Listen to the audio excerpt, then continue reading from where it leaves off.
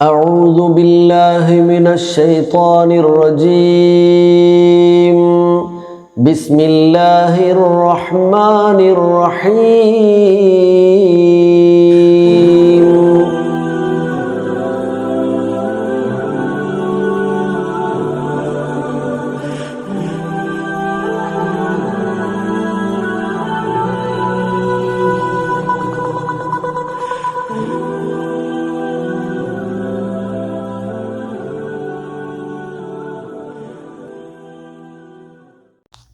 إن الحمد لله حمدا كثيرا طيبا مباركا وبعد صلى الله على نبينا محمد وعلى آله وأصحابه الأجمعين أما بعد.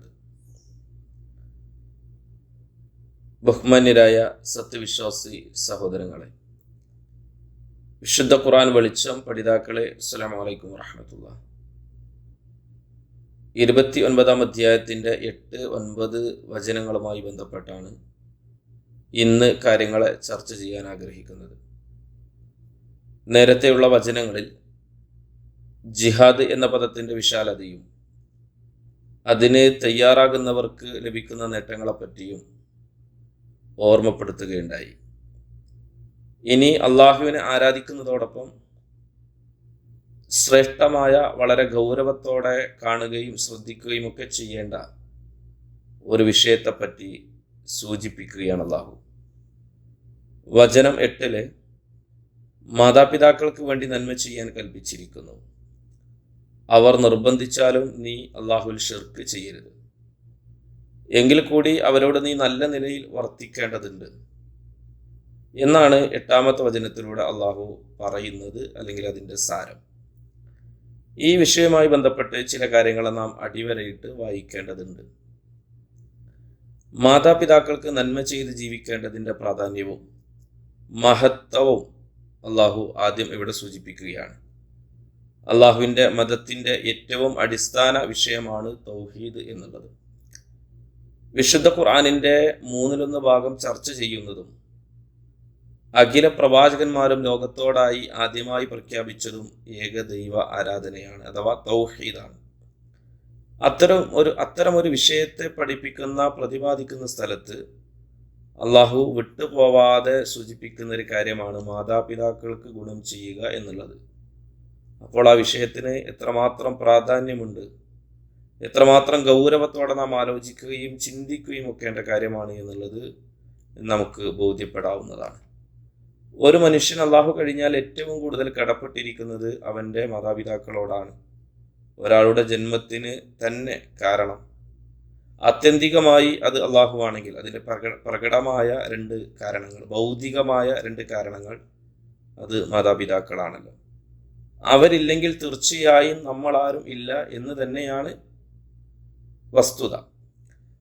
ആകയാൽ നമ്മുടെ ജന്മത്തിന്, അല്ലെങ്കിൽ ഓരോ മക്കളുടെയും ജന്മത്തിന് കാരണക്കാരായ മാതാപിതാക്കളോട് മാന്യമായും ഇഹ്സാനോടും വർത്തിക്കണമെന്ന് വിശുദ്ധ ഖുർആൻ ഇവിടെ ആഹ്വാനം ചെയ്യുന്നു. വവസ്വൈനൽ ഇൻസാൻ ബിവാലിദൈഹി ഹുസ്ന എന്ന് അതുകൊണ്ടാണ്, അപ്രകാരമാണ് അള്ളാഹു സൂചിപ്പിച്ചിട്ടുള്ളത്.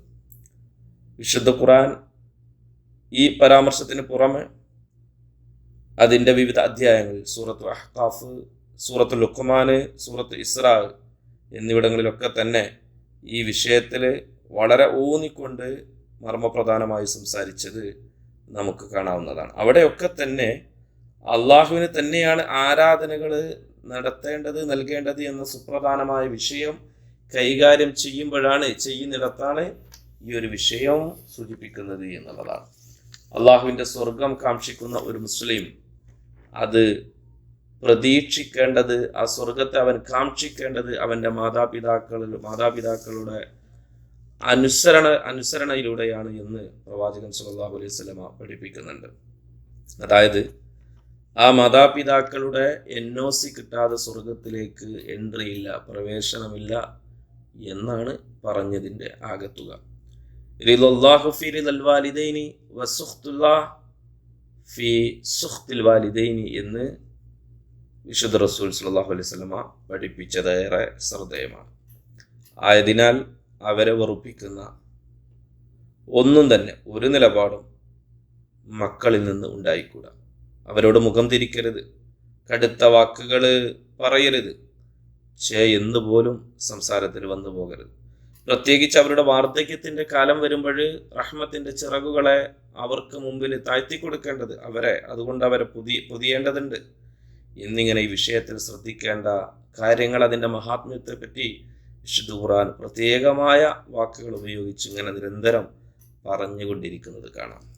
ഇനി ആ ഒരു പരാമർശത്തിന് ശേഷം ഈ വിഷയമായി ശ്രദ്ധിക്കേണ്ട അതിനേക്കാൾ ഒരു വേള ഗൗരവമുള്ള ഒരു വിഷയത്തെ സൂചിപ്പിക്കുകയാണ് അല്ലാഹു സുബ്ഹാനഹു വ തആല. എന്താണത്?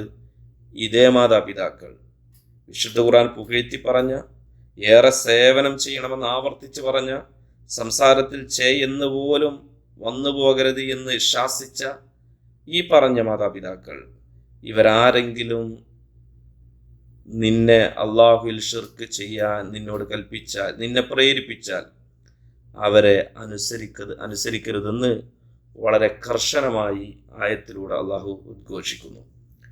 ഈ ആയത്തിന് ഒരു അവതരണ പശ്ചാത്തലമുണ്ട് എന്നതുകൂടെ നമുക്ക് തഫ്സീറുകളിൽ കാണാം. അതും കൂടെ സാന്ദർഭികമായി നമ്മൾ വായിക്കുമ്പോൾ അറിയുമ്പോൾ ഈ വിഷയത്തിൻ്റെ ഗൗരവം നമുക്ക് മനസ്സിലാക്കാൻ സാധിക്കുമെന്നുള്ളതാണ്. ഹംന ബിന്ത് അബൂ സുഫിയാന്റെ മകനാണ് സഅദ് ബിൻ അബി വഖാസ് റളിയല്ലാഹു തആല. എന്നാൽ അദ്ദേഹത്തിൻ്റെ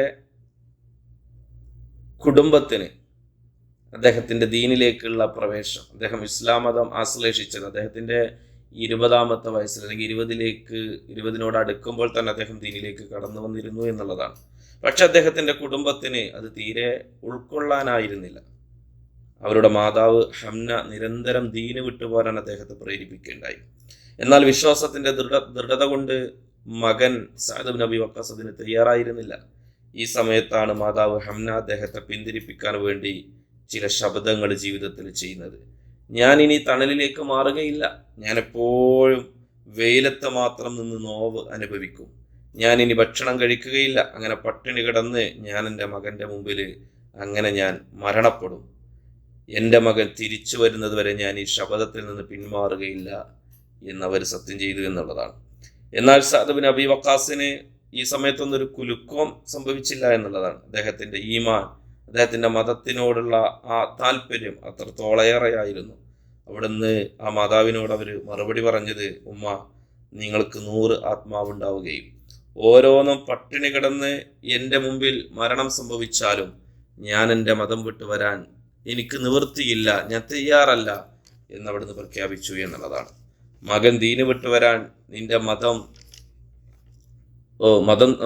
സഅദ് ബിൻ അബി വഖാസ് ദീന് വിട്ടുവരാൻ തയ്യാറാകാതെ വന്നപ്പോൾ അവിടുത്തെ ഹംന അവിടുന്ന് മകനോട് പറയുന്നുണ്ട്, നിന്റെ മതം മാതാപിതാക്കൾക്ക് ഗുണം ചെയ്യണമെന്നും അവർ പറഞ്ഞാൽ അനുസരിക്കണമെന്നും ഒക്കെ പഠിപ്പിക്കുന്നില്ലേ, ആകയാൽ ഈ ഉമ്മയുടെ വാക്കുകൾ നീ അനുസരിക്കുക എന്ന തരത്തിലൊക്കെ അദ്ദേഹത്തെ ദീനിൽ നിന്ന് തിരിച്ചു കൊണ്ടുവരാനുള്ള ശ്രമങ്ങൾ ഉണ്ടായി എന്നുള്ളതാണ്.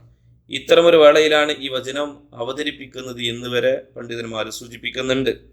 ഈ നിലക്കൊക്കെ മകനെ പിന്തിരിപ്പിക്കാൻ അവർ ശ്രമിച്ചിരുന്നു എന്നാണ് മനസ്സിലാക്കാൻ സാധിക്കുന്നത്. മക്കയിലെ പല പ്രമുഖ യുവാക്കളും ഇസ്ലാമിലേക്ക് കടന്നു വന്നപ്പോൾ അവരെ പിന്തിരിപ്പിക്കാൻ ഇതുപോലുള്ള പ്രഖ്യാപനങ്ങളും നിലപാടുകളും നിയന്ത്രണങ്ങളും ഒക്കെയായി പല മാതാപിതാക്കളും രംഗത്ത് വന്നിരുന്നു എന്നുള്ളതും ചരിത്രം സൂചിപ്പിക്കുന്നുണ്ട്. മഹാനായ സ്വഹാബി ആദ്യത്തെ ദാഇയായ മിസ്അബ് ബിൻ ഉമൈർ റളിയല്ലാഹു തആല അൻഹുവിന്റെ കാര്യം ഇതുപോലെ തന്നെയാണ്. ഉമ്മ ഖുനാസ് ഒക്കെ അദ്ദേഹത്തെ ദീനിൽ നിന്ന് വിട്ടുപോരാൻ വേണ്ടിയിട്ട് ധാരാളം നിയന്ത്രണങ്ങൾ കൊണ്ടുവന്നിരുന്നു എന്നുള്ളത് മനസ്സിലാക്കാം. ഇങ്ങനെയുള്ള പ്രകോപനങ്ങളും പ്രലോഭനങ്ങളും ഒക്കെ വരുമ്പോഴേ അവരെന്ത് തന്നെ ദീന് വിട്ടുവരാനുള്ള പരിശ്രമങ്ങളുമായി പിന്നാലെ വന്നാലും നിങ്ങൾ ആ വിഷയത്തിൽ, അള്ളാഹുവിനെ ധിക്കരിക്കുന്ന വിഷയത്തിൽ നിങ്ങൾ അവരെ അനുസരിക്കരുത് എന്ന് വിശുദ്ധ ഖുർആൻ ഇവിടെ ആകയാൽ സൂചിപ്പിക്കുന്നു. ഫലാ തുതിഅഹുമാ, മാതാപിതാക്കളാണ് രംഗത്ത് വരുന്നതെങ്കിൽ പോലും അനുസരിക്കരുത് എന്ന് നമ്മളിവിടെ പ്രത്യേകം വായിക്കുമ്പോൾ ബാക്കിയുള്ളവരുടെ കാര്യം പിന്നെ പ്രത്യേകം സൂചിപ്പിക്കേണ്ടതും പരാമർശിക്കേണ്ടതുമില്ലല്ലോ. മാത്രമല്ല മറ്റൊരു കാര്യം കൂടെ ഇവിടെ ചിന്തിക്കേണ്ടതുണ്ട്.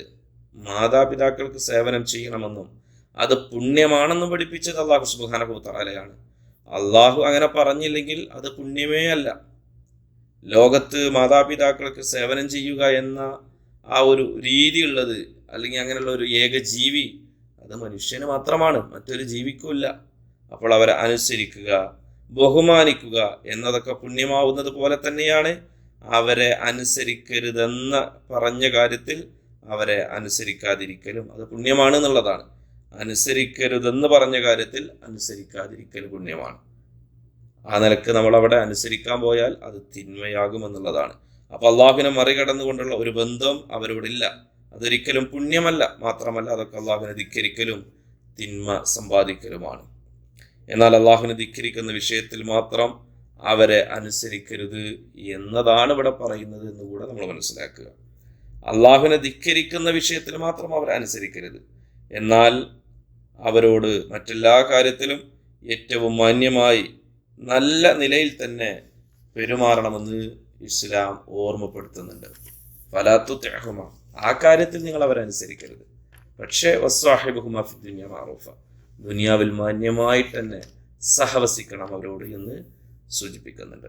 ഇനി വചനത്തിൽ വായിക്കാൻ കഴിയുന്ന മറ്റൊരു സംഗതി, ഇവിടെ മാലൈസലക ബിഹി ഇൽമ് എന്ന് പറയുന്നുണ്ട്. നിനക്ക് അറിവില്ലാത്ത ഒരു കാര്യത്തിൽ അവരനുസരിക്കരുത്. ഒരു അറിവില്ലാത്ത അല്ലെങ്കിൽ ഒരു അന്ധതയുടെ ജ്ഞാനമില്ലാത്ത അവസ്ഥയെ സൂചിപ്പിക്കുന്നുണ്ട്. അവിടെ നിന്ന് വായിക്കാൻ കഴിയുന്നത്, മനസ്സിലാക്കാൻ കഴിയുന്നത്, മാതാപിതാക്കളെയാണ് ഇങ്ങനെ ഒരു അന്ധമായുള്ള അനുസരണവും അനുകരണവും ചെയ്യുന്നതെങ്കിൽ അതും പാടില്ല എന്ന്. അവരെ പോലും പാടില്ല എന്ന് പറയുമ്പോൾ മറ്റുള്ള ഒരു വിഷയത്തിൽ അത് തീരെ പാടില്ല എന്ന് നമുക്ക് വായിക്കാലോ. അപ്പോൾ സ്വന്തം മാതാപിതാക്കളെ പോലും അറിവില്ലാത്ത കാര്യത്തിൽ അനുസരിക്കാനോ അല്ലെങ്കിൽ അനുകരിക്കാനോ പാടില്ല എന്നുള്ളതാണ്. അന്ധമായ അനുകരണത്തെ ഇസ്ലാം തീർത്തും അതിനെ എതിർക്കുന്നു, അല്ലെങ്കിൽ അതിനോട് ശത്രുത പ്രഖ്യാപിക്കുന്നു എന്നുള്ളതാണ്. ഇനി വചനം അവസാനിപ്പിക്കുന്നത് ഇലയ്യ മർജിഉക്കും ഫഅനബിഉക്കും ബിമാ കുൻതും തഅമലൂൻ എന്നുള്ളതാണ്. അതായത് എന്നിലേക്കാണ് നിങ്ങളുടെ മടക്കം, ആ സമയത്ത് നിങ്ങൾ പ്രവർത്തിച്ചതിനെ പറ്റിയൊക്കെ നാം നിങ്ങളെ അറിയിക്കുന്നതാണ് എന്നുള്ളതാണ്. ഇവിടെ അള്ളാഹുവിൻ്റെ കൽപ്പനകൾ മറികടന്ന് മറ്റാരെയെങ്കിലും അനുസരിച്ചുവോ, ഭൗതിക കുടുംബ രക്ത സൗഹൃദ സുഹൃത്ത് ബന്ധങ്ങളൊക്കെ ആവട്ടെ, ഇങ്ങനെയൊക്കെയുള്ള ആളുകളുടെ പേരിൽ റബ്ബിനും അവൻ്റെ ദീനിനും നിരക്കാത്തത് നമ്മൾ ചെയ്തുവോ, സത്യമെന്താണെന്ന് പഠിക്കാതെ അന്വേഷിക്കാതെ അന്ധമായ അനുകരണവും അനുസരണവും ഒക്കെയാണ് ജീവിതത്തിനെ നയിച്ചത് എങ്കിൽ, ജീവിതത്തിൻ്റെ നിലപാടായി സ്വീകരിച്ചത് എങ്കിൽ, ഇങ്ങനെയുള്ള ആളുകൾക്കൊക്കെ അവരുടെ കൃത്യമായിട്ടുള്ള വിവരങ്ങൾ അള്ളാഹു അറിയുന്നുണ്ട്. മടങ്ങി വരവിൻ്റെ നാളിൽ അവനത് കൃത്യമായി ഓരോരുത്തരെയും അറിയിക്കുകയും അവരുടെ മുമ്പിൽ അത് വെളിവാക്കുകയും പ്രത്യക്ഷപ്പെടുത്തുകയും ഒക്കെ ചെയ്യുമെന്നുള്ള ഓരോരോ ആശയമാണ്, അല്ലെങ്കിൽ അങ്ങനെയുള്ള ഒരു വാചക ഘടനയാണ് ഈ ആയത്തിൻ്റെ അവസാനത്തിൽ അള്ളാഹു ക്രമീകരിച്ചിരിക്കുന്നത് എന്നുകൂടെ നമുക്ക് മനസ്സിലാക്കാൻ സാധിക്കുന്നു. ഇനി ഒരു വചനം 9, വിശ്വസിക്കുകയും സൽക്കർമ്മങ്ങൾ പ്രവർത്തിക്കുകയും ചെയ്തവരാകട്ടെ അവരെ അള്ളാഹു സദ്വൃത്തരിൽ ഉൾപ്പെടുത്തുന്നതാണ് എന്നുള്ളതാണ്. ഇവിടെ ഈ വചനത്തെ നമ്മൾ പഠിക്കുമ്പോൾ മനസ്സിലാക്കുമ്പോൾ രണ്ട് രീതിയിൽ നമുക്ക് കാര്യങ്ങളെ വായിക്കാം എന്നുള്ളതാണ്. ഒന്ന്, നേരത്തെ അള്ളാഹു സൂചിപ്പിച്ചുവല്ലോ, അതായത് ഈമാനുള്ള ആളുകൾ, സൽക്കർമ്മങ്ങളിലൂടെ മുന്നോട്ട് പോയ ആളുകൾ അള്ളാഹു അവർക്ക് പാപങ്ങളൊക്കെ പുറത്തു കൊടുക്കും. മാത്രമല്ല ഏറ്റവും മുന്തിയ ആക്ഷനായിട്ടുള്ള പ്രതിഫലം അള്ളാഹു അവർക്ക് രേഖപ്പെടുത്തുകയും ചെയ്യുമെന്നൊക്കെ സൂചിപ്പിച്ചല്ലോ. അതിലൊക്കെ ആ ഒരു വിഷയത്തിലേക്ക് തന്നെ ചേർത്ത് പറഞ്ഞിട്ടുള്ള, അതിൻ്റെ തുടർച്ച എന്നോണം അള്ളാഹു അധികരിച്ച് പറഞ്ഞിട്ടുള്ളൊരു കാര്യമാണ് അവരെ നാം സജ്ജനങ്ങളിൽ സ്വാലിഹീങ്ങളിൽ ഉൾപ്പെടുത്തുമെന്നുള്ള പരാമർശം. അതായത് ലനുദ്ഖിലന്നഹും ഫിസ്വാലിഹീൻ, നമ്മുടെ സത്യസന്ധരായ അല്ലെങ്കിൽ സച്ചരിതരായ സ്വാലിഹീങ്ങളായ ആളുകളുടെ കൂട്ടത്തിൽ അവർ ഉൾപ്പെടുത്തും എന്നുള്ളൊരാശയമാണ് എന്നുള്ളതാണ്.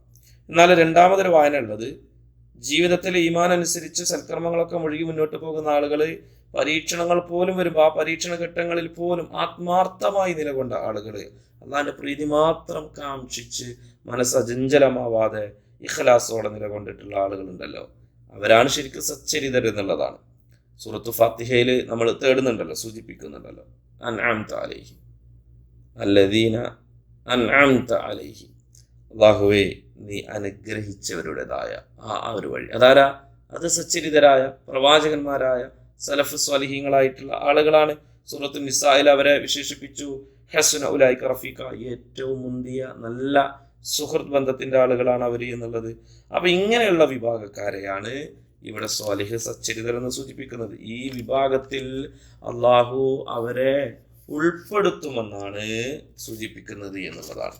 അങ്ങനെയെങ്കിൽ ആ സച്ചരിതരായ കാറ്റഗറിയിലേക്ക് അവരെ ഉയർത്തുമെന്നുള്ള ഒരു വായന കൂടെ, അല്ലെങ്കിൽ അത്തരത്തിലുള്ള ഒരു ആശയം കൂടെ ഇതിൽ അള്ളാഹു വാഗ്ദാനമായി നൽകുന്നുണ്ട് എന്നാണ് ചില മുഫസ്സറുകൾ രേഖപ്പെടുത്തുന്നത്. നോക്കൂ, നിങ്ങൾ സച്ചരിതരുടെ കൂട്ടത്തിൽ ഉൾപ്പെടുക, സ്വാലിഹീങ്ങളുടെ കൂട്ടത്തിൽ നാളെ പരലോകത്ത് ഉൾപ്പെടുക എന്നുള്ളത് ഒരു നിസ്സാരമായ ഒരു ചില്ലറ കാര്യമല്ല എന്നുള്ളത് നമുക്ക് മനസ്സിലാക്കാൻ കഴിയും. കാരണം സ്വാലിഹീങ്ങളിൽ ഉൾപ്പെടുത്തണേ എന്ന് ലോകത്ത് പ്രാർത്ഥിച്ച പ്രവാചകന്മാരുണ്ട് എന്നുള്ളതാണ്.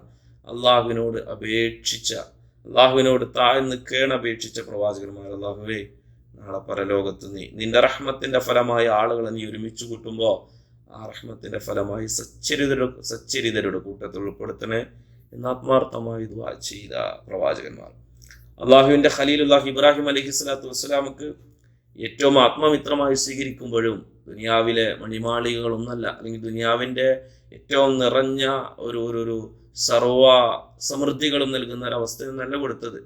മറിച്ച് അദ്ദേഹത്തെ നാം സ്വാലിഹീങ്ങളുടെ കൂട്ടത്തിൽ ഉൾപ്പെടുത്തിയിരിക്കുന്നു എന്നുള്ള വല്ലാത്ത സന്തോഷത്തിന്റെ വാക്കുകളാണ്. സുലൈമാൻ അലൈഹി സ്വലാത്തു വസ്സലാമിന്റെ പ്രാർത്ഥന, യൂസുഫ് അലൈഹി സ്വലാത്തു വസ്സലാമിന്റെ പ്രാർത്ഥന ഒക്കെ വിശുദ്ധ ഖുർആൻ ഓർമ്മപ്പെടുത്തുന്നുണ്ട്.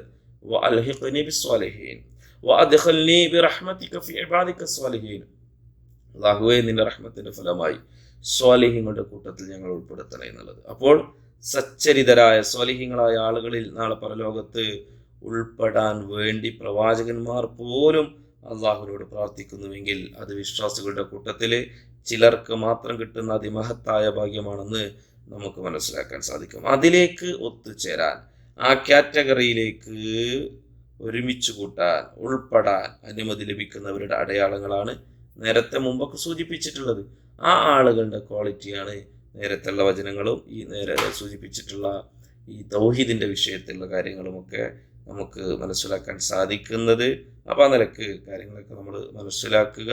അല്ലാഹു സുബ്ഹാനഹു വ തആല നമ്മെ അനുഗ്രഹിക്കട്ടെ. അസ്സലാമു അലൈക്കും വറഹ്മത്തുള്ളാഹി.